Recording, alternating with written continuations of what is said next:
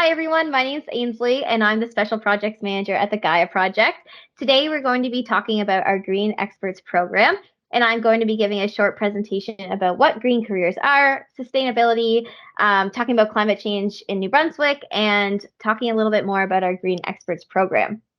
And for the second half of the session, I'm going to be doing a Q&A kind of session with one of our green experts who's on the call now, Jane Burchill, who is the Decarbonization and Sustainability Specialist at Port St. John. So I'm just going to jump right into the presentation now. So before we dive too deeply into this, I would just like to take a moment to recognize that the land upon which the Gaia Project works is the unceded and unsurrendered territory of the Wabanaki Confederacy. And as treaty people, we respect the peace and friendship treaties, and we do our very best to work in solidarity and friendship.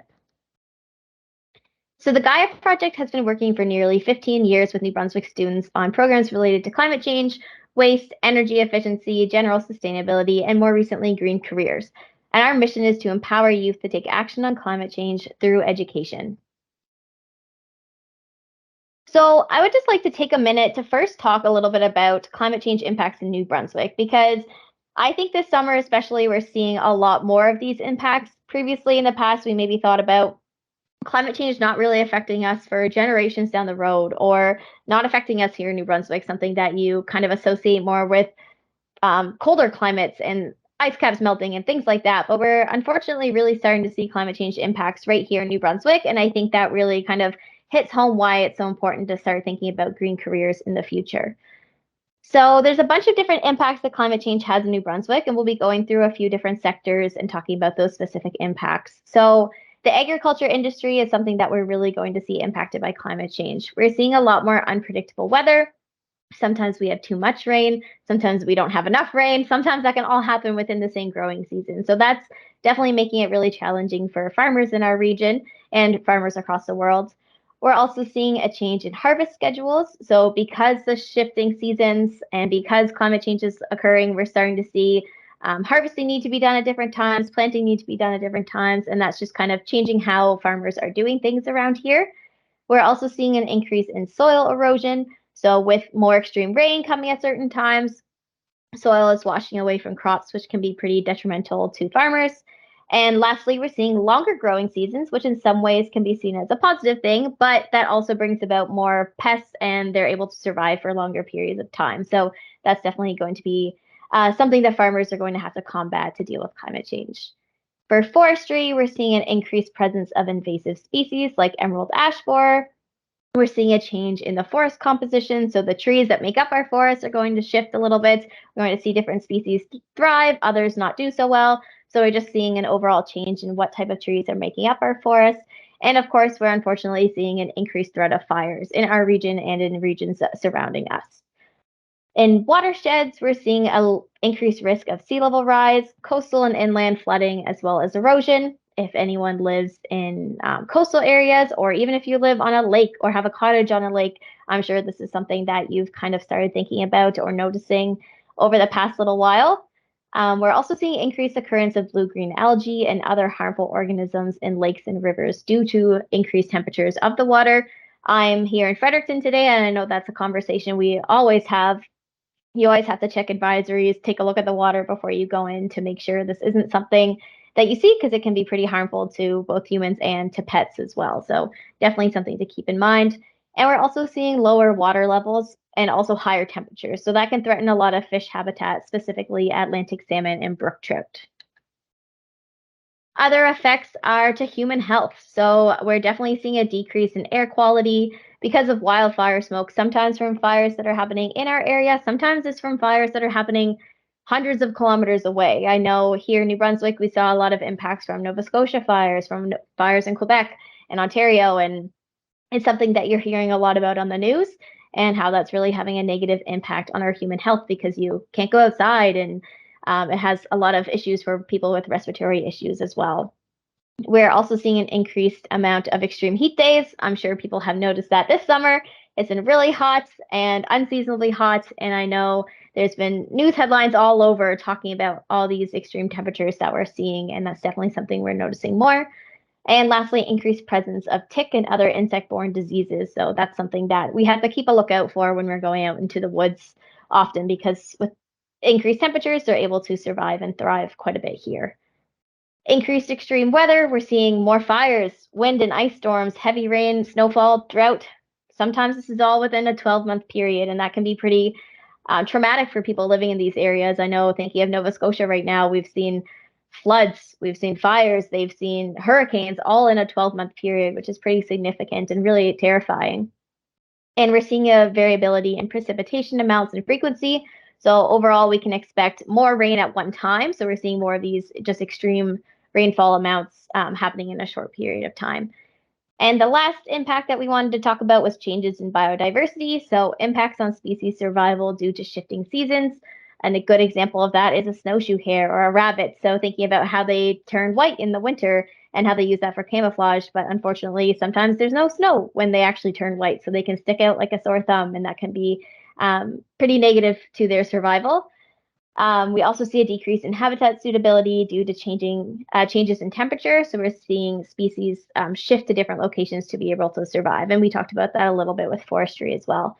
And there are also some species that really require a lot of snowpack, a lot of snow in the winter, and like a Canada lynx. And unfortunately, we can't always on that. So these are a lot of really scary impacts that we're noticing right here in New Brunswick now, which is really not ideal at all. But that's kind of why we created this Green Experts program, to learn more about how we can not only take climate action like at our schools and as our personal lives, but how we can take climate action as a job and start thinking about how we can incorporate green careers into our lives and think about the different type of job we might have in the future.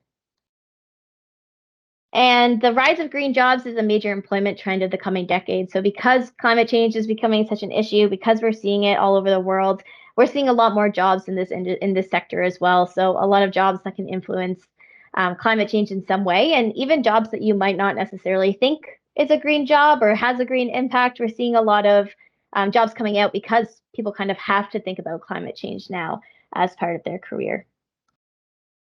So, what even is a green job? According to the United Nations Labor Organization, green jobs help the environment through one or more of the following strategies: improving energy and raw materials efficiency, limiting greenhouse gas emissions, minimizing waste and pollution, protecting and restoring ecosystems, and supporting adaptation to the effects of climate change. So I just want to go through a little bit more detail for each of those topics. So improving energy and raw materials efficiency. These jobs are really important, mainly because non-renewable energy unfortunately still dominates our energy production. And non-renewable energy sources are finite, meaning they will eventually run out. And things like some non-renewable energy that we use here in New Brunswick would be coal, oil, and gas. And the extraction processes for these resources can often cause damage to the environment, and burning fossil fuels emits greenhouse gases, which are released into the atmosphere. So, if we are able to find jobs that can help improve energy and raw materials efficiency, it's incredibly important to help create a more sustainable future and really just improve the landscape of our energy resources that we have in New Brunswick. And there's a lot of jobs available here in New Brunswick that do focus on this, and up and coming ones down the road as well. So another type of green job are ones that limit greenhouse gas emissions. And these jobs are really important because reducing greenhouse gases is one of the most crucial effects or crucial aspects in the fight against climate change. And a couple main greenhouse gases that we talk about in the news are carbon dioxide and methane. And when greenhouse gases are released, they accumulate in our atmosphere, and this traps heat, which causes the global average temperature of the Earth to rise. And there's a lot that can be done on a personal level to take climate action on this and to reduce the amount of greenhouse gases we release. And lots we can do on individual, but also at school and in our communities. But we also need companies and businesses to reduce their carbon footprint as well, which I think is going to be something that Jane is going to be able to talk about later in this session. Other types of jobs are ones that focus on minimizing waste and pollution. And quick definition is waste is unwanted or unusable materials, some that are biodegradable, others that are not. And pollution specifically refers to waste that is harmful to the environment. And these jobs are really important because non-biodegradable and hazardous waste can be found often in our natural environment, and this can cause negative impacts to our climate, our human health, wildlife, and ecosystems. And we really create a lot of waste. A lot of things we do create a lot of waste, just our kind of consumption habits and everything. produce a lot of waste in our environment, and we really need to find ways to reduce this. And luckily, a lot is being done from a policy standpoint, from a nonprofit standpoint. Lots is being done to combat this problem, and there are definitely lots of jobs available that will help minimize waste and pollution to our environment. Otherwise, we have protecting and restoring ecosystems. An ecosystem is a biological community of interacting organisms like plants, animals, microorganisms, etc., and their relationship to the physical environment. And these jobs are really important because ecosystems can often be negatively impacted by a lot of the actions that we take in our human activities. So things like climate change, development and land use, poor waste management, etc. And we really depend on our ecosystems because they help with things like carbon sequestration, so storing carbon like trees do, air purification, and lots more. And we're really lucky here in New Brunswick because we have a lot of organizations that work directly on protecting our environment. A lot of really great environmental nonprofits all across the province that are really taking action to work on this. And it's really critical to take steps to protect and restore ecosystems and biodiversity.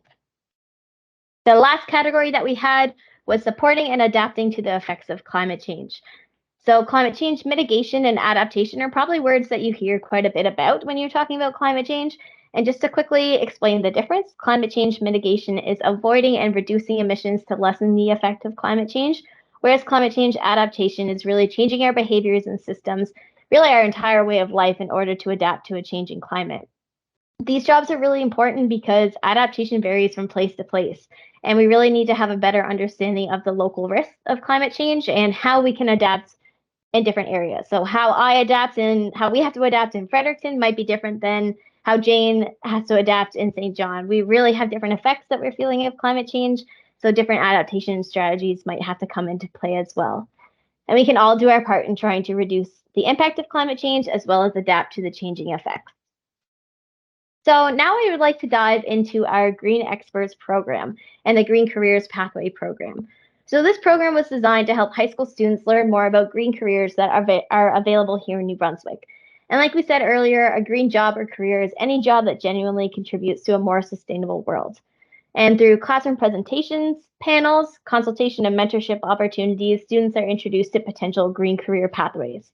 So like I mentioned earlier, a green career could be anything really. In our mind, we think any job could become a green job, depending on the person that's in that position. So they might be really passionate about the environment, and I think you have the opportunity to turn any job into a green job if that's something you're passionate about. So you might kind of think that a green job might be something like working at a wind farm or a solar farm, or maybe working out in the field every day. But those are absolutely green jobs, but they can also look at a wide variety of different things, from waste commissions to policy analysts, energy analysts.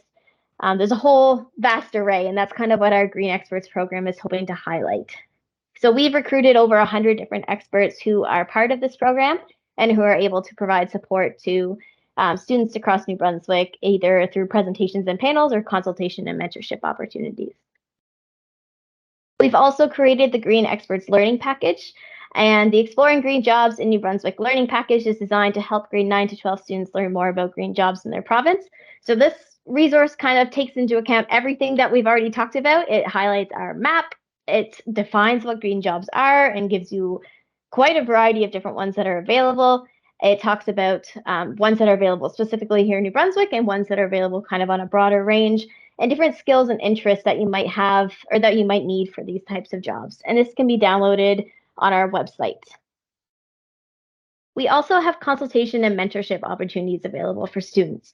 So consultation is kind of more of a short-term kind of conversation that you might have with an expert. So maybe you're doing one of our climate action projects, or maybe you're doing your own project at school and kind of ran into a bump along the road and don't really know how to overcome it. So maybe you are looking at putting solar panels on the roof of your greenhouse, but you need extra help. And we at the Gaia Project might not be able to provide that help, but we can direct you to one of our green experts who might be able to. So they're really there for kind of a quick, maybe a couple emails back and forth, a quick Teams call, something like that, that'll really just help shed light on confusing topics.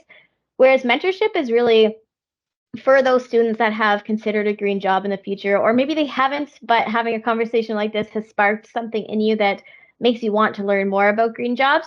we can help you we can set you up with someone who works in a certain industry that you might be passionate about and can kind of provide more of an ongoing relationship and mentorship opportunity for you. So maybe you want to learn really about the specifics of what a job might look like in the waste industry or in the energy industry, and you might want to have a job shadow opportunity or just have kind of ongoing mentorship sessions where you meet for 20 minutes over the course of a couple of weeks. It's really flexible, but we are really hoping to highlight that we have this mentorship opportunity available and that we can direct students that are passionate about certain industries or topics to opportunities that are available right here in New Brunswick to learn more about these in a hands-on way. So to learn more about this program and mentorship opportunities, to learn more about what jobs are available, you can visit our website or you can email us at contact@thegaiaproject.ca. So that's all I have for this presentation. And then I would like to jump into our conversation with Jane about the Q&A and about her job at the Port of St. John.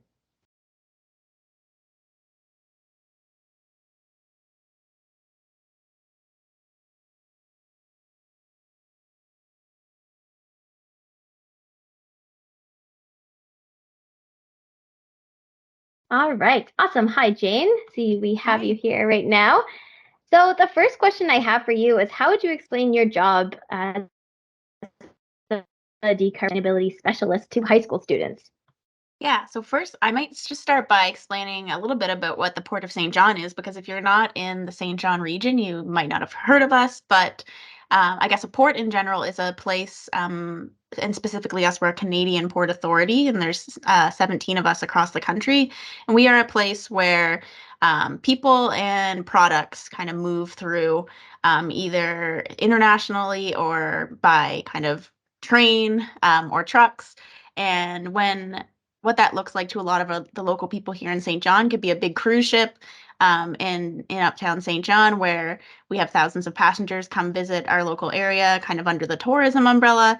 But then we also have a really big cargo business that includes containerized cargo, also many different types of cargo. So that's really what a port does, is we're kind of that point of contact where the cargo and the people come and go.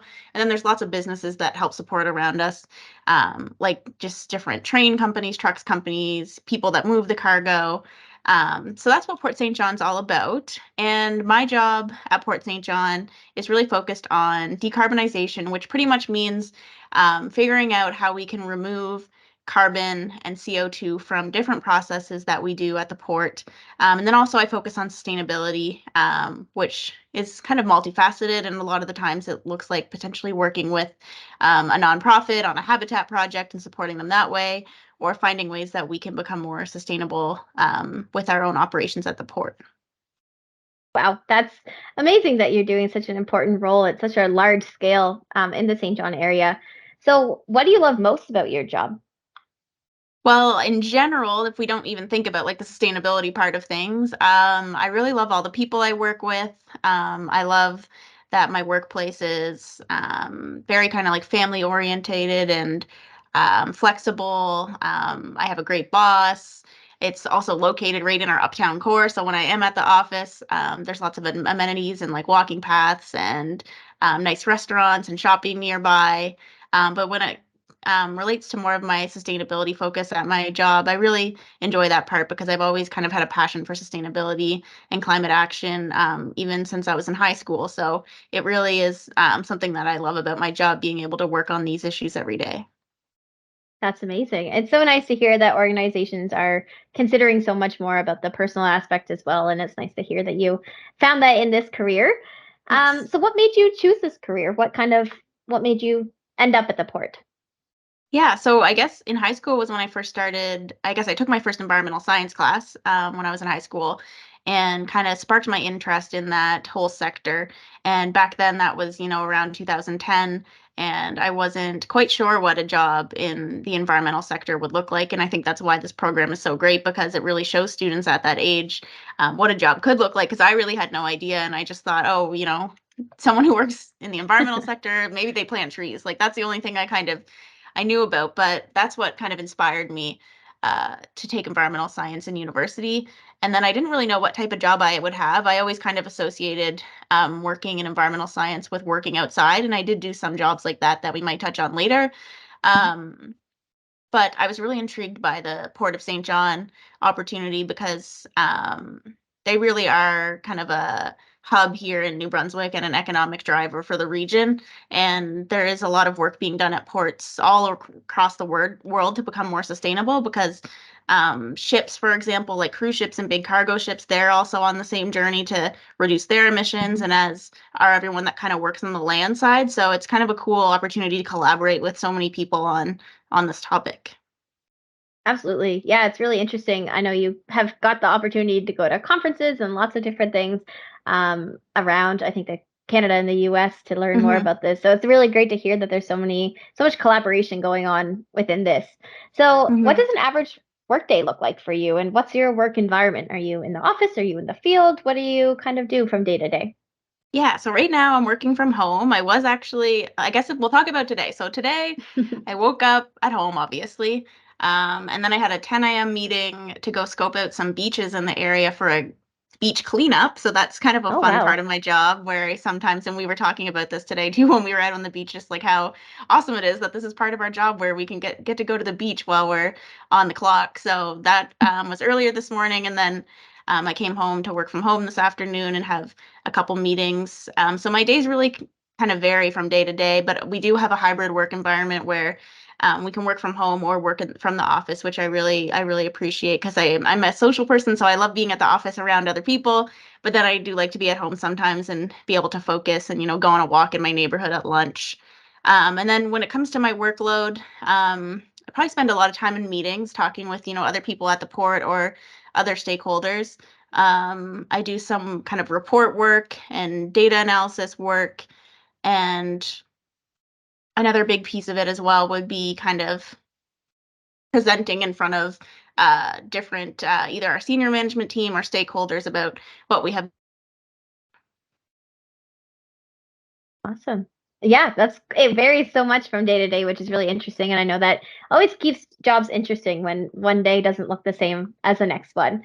No, So yeah, absolutely. So climate change is becoming an increasing concern for people around the world. And as I mentioned in my presentation earlier, we're seeing a lot more of the effects right here in New Brunswick. And I know you touched on this a little bit about global standards and things like that, but how does your job help address the climate crisis? Yeah, I would say from the categories you went through, it's probably most related to the reducing greenhouse gases bucket. Mhm. And that's just kind of right now what I'm focused on. I can see, down the road, the focus getting larger. But just as the port kind of started our journey on decarbonization, the first step really is to look at your footprint and your greenhouse gas footprint and figure out, how much greenhouse gas pollution is happening because of your business, because of the Mhm. electricity you're using, because of the gasoline you use in your vehicles. And then also there's a whole other part of it, which is all your stakeholders. So for us, that would be, all the big ships that come and visit us, all the emissions that they're creating, and our stakeholders' emissions, the tugboat emissions, everything we buy. So it's really like that's kind of like your scope 3 of your greenhouse gas emissions. It's like the emissions out of your control, but they still contribute to kind of your overall footprint. So that's really where my focus has been lately is this year we got a baseline to figure out, where are we at, to measure what our current footprint is. And then by the end of the year, we'll have some reduction targets set, with like an overarching 2050 reduction target and then more specific targets to reduce our footprint. So my job really consists of, building all that, and then also presenting my suggestions to our senior management team and our stakeholders. And then as we kind of move forward, once everything gets approved this year, then my job will kind of be overseeing all the different things that we have to do to reduce our footprint. And it's really goes across all parts of our business because one of our biggest footprints is our electricity use, and that has to do with all of our buildings and all of our light posts. So I really have to collaborate with those people that, like our facilities managers and our operational folks who, those areas are under their jurisdiction. So it really is a collaborative job that I have to do. And also, um, looking at, for example, like leases that we have as a landlord, Port Authority, ways we can maybe make those leases greener. So there is some more kind of administration work to it as well. That's so many stakeholders that you're trying to work with and Oh, we have keep happy all so at once. many. That's tough. So, Yeah. pat on the back to you for that. That sounds really ambitious and like you're doing a lot of really great work at the port. And that covered so much more than I even would have thought about. Being a landlord, having all these different contractors. I'm Mhm. sure students will kind of um, understand some of those things, like when you're trying to do climate action projects at your school and you want to change the lights, but then you also have to Mhm. talk to the custodians and different people. So it's kind Yeah. of similar in that lens, but obviously you're on a much larger scale. But it's just interesting to see how you have to collaborate so much with all these different individuals and organizations and groups, and Yeah. definitely a challenge trying to juggle all of that. But I know. I really commend you for all the great work that's being done at the port. That's really exciting to hear. Thanks. Um, so, what are some skills that someone would need for a job like yours? Yeah. So my job, like as I mentioned kind of earlier, I'd always envisioned like, okay, environmental job, working outside planting trees, like with the environment, that type of part of it all. But my job really, and I do get to do that sometimes. Like I was on a beach today, and we do plant trees for different events at work. But most of my job um, relates to kind of strategy building and collaboration, and having that background that I have, which we'll talk about in a minute, with an environmental science degree. I think is definitely an important piece of it. Kind of like the knowledge of the sector and the knowledge of how things relate to each other, and how the greenhouse gas effect works. So all those kind of knowledge based things around environmental science, I think, definitely come in handy for my job, and they also kind of give me some credibility when I am trying to convince and negotiate with people on making changes. But a lot of my job is kind of softer skills, where I am trying to communicate effectively and collaborate effectively, presenting in front of really important people, even throughout Canada. So a lot of those softer skills I think are really important and sometimes get overlooked. But if you want to have a job kind of like mine, that's not just working outside in the environment, you do need to have a lot of those softer skills to be able to kind of make changes and implement and suggest new ways of doing things. Did you come into your job with a lot of those soft skills, or did you kind of build them throughout your job opportunity? I think I've been building them for a while now, so I think I definitely had developed some good soft skills before coming to the port through previous experiences. And I think I am just naturally one of those type of people that doesn't mind being in front of a group speaking, hence why I'm here today. But I've definitely been able to grow those skills since being at the port. Mhm. Absolutely. It's nice to hear that you can still kind of, those types of skills you can continue learning over time and really build up. But it's also interesting to see that those technical skills and science-based knowledge really comes into play, but also those soft skills, I think, like you mentioned, a lot of the time are overlooked and they're really important. I think that's one of the main things I hear from so many people, regardless of their job. Even if they're out in the woods Yeah, every day, they're still like, I need to talk to woodlot owners, or I need I to know. communicate with these people. So these skills are really important. So I'm happy Yeah. that you touched on that. And I think they shine in the interview process as well. Like that's what employers will Mm, notice. Like if you can really hold a conversation and answer a question well and make a genuine connection with a person on the other side of the table, like that's a lot of times I think what employers look for when they hire people. absolutely. Yeah, that's a really great point. That interview skills and those are so important because that's how you really get your foot in the door to begin with. So, Hmm. absolutely, that's a great point. So we touched on this a little bit, but I'd like to learn a little bit more about your career path.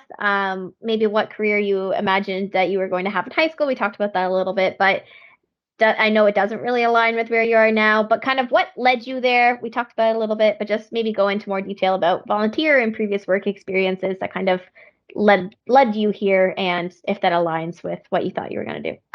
Sure. Yeah. So I guess if we think about education, like I took my first environmental science class in high school, which was lucky. I was lucky enough that my high school had that offering. And then as well, while I was there, I volunteered on the environmental society, like environmental club at my high school. So that's kind of where all my interests kind of began peaking. And then in university, I took a Bachelor of Science and majored in environmental science at St. Mary's, and that was a really great education. And I still use those skills and knowledge every day in my current job. And while I was there, I definitely volunteered with the Environmental Society and different kind of environmental nonprofits in the Halifax area. And I was also lucky to have a couple jobs related to my degree. And the first one was working in hardware stores on the weekend, talking about energy efficient products to the public. And, pretty much trying to convince them of why they should be buying, LED light bulbs or programmable thermostats. Um, which is definitely interesting because I got exposed to kind of what the public's thoughts were on these type of products. Like some people are like, oh yeah, it makes total sense. Like it'll help also reduce my electricity bill and it's helping the environment. But then other people just had kind of some misconceptions about some of these things. So it was a good experience for me to get out in the public and really talk to people about some of these things. And then I also had a job in my later years in university where I worked outside in Nova Scotia in heathlands and worked with a researcher who was trying to pretty much figure out what plants grew in heathland environments. So that was really amazing. And even when I had that job, I was like, oh, I can definitely see myself, working outside the rest of my life because it was just so amazing. We would just camp somewhere and wake up in the morning and look at the map and be like, oh, this is where we're going to hike to today. And then we'll look at the plants and Wow. then we'll go back to our tent and go to sleep. So that was really awesome to have that experience. And then after that, Ainsley and I were colleagues at the Gaia Project. So that was kind of my first environmental job after university, where I was a program delivery officer for a couple years, and then also did some communications work while I was there to kind of grow my skills, which was really helpful because that's kind of what got me in at the Port of St. John. The position I started there in was a communications position, but at that time, when I joined the port, I think it was like 2.5 years ago, the sustainability landscape was really evolving with ports, and some ports had already been kind of focused on it for years, a decade. But in Atlantic Canada, the ports here were kind of just starting to get on it more. So my manager, even in the interview, was just like very interested in my environmental science skills and background, and kind of made it clear from the beginning like there was going to be a role related to that I could grow into. So that's how I ended up where I am today. And then the port kind of made some new strategic objectives this year, and one of them was port decarbonization. So that kind of really solidified my position because now it's a strategic objective. So we have to get to work on it. Absolutely. That's amazing. So basically, your job started in one field, really focusing on communications, marketing, that sort of thing. And then because of your background and because of your passion, you were basically able to shift your job completely into focusing wholly on the Yeah. environment now. That's amazing. I also truly believe you will not get what you don't ask for. Like you just need Yeah. to put it out there into the universe or into your manager's ears, I will say. But I really think just putting out there, and it was the same at the Gaia project when I wanted to work more on communications. I just went to my manager and said, hey, I'd love to grow my skills in this area. So I really believe you just need to kind of verbalize your goals to your manager, and if they're a good manager, they'll definitely help you reach them. Absolutely. You need to advocate for yourself and make sure you put it out there what you're interested in and what your passions are. And I mean, you're at a huge organization and you were able to create this whole position based on the environment now, which is insane. That's so exciting and nice to see that this type of thing is happening just here in New Brunswick, and that if students start off in a job that maybe isn't as tied to the environment as they'd like, hopefully they're able to talk to their supervisors and kind of shift their role over time and switch into focusing on something that they're more passionate about. So, to Mhm. go along with something that you had just said, I was wondering if you had any advice that you would offer to high school students that are either interested in a job like yours or just advice to high school students in general. Yeah, I think, well, you guys have this great resource with the Green Experts program. So, the mentoring opportunity or the consultation during a Mhm. project are both great opportunities I think students should explore because, there still might be not too much information out there about green careers. There was zero when I was in high school, and I know there's a lot more now, but it might be a great way where you can learn more. And then I think also just volunteering with environmental groups will help you stand out a little bit on your resume and in interviews if that's the type of job that you're going to be applying for, because then you already have some experience in the area. So those would be my suggestions. Absolutely. Volunteer opportunities are, I hear from so many experts about how valuable that has been to them and how sometimes it's even led to job opportunities down the road. So if you go to a event and maybe just mention like, oh, I'm looking down the road, or even just getting introduced, that can really be valuable and might lead to some opportunities down the road. So that's really great advice. And that's really the final question I have for you, unless you have any other thoughts that you would want to share with some high school students. I don't think so. I think we covered a lot. So there's a lot Okay. to take in.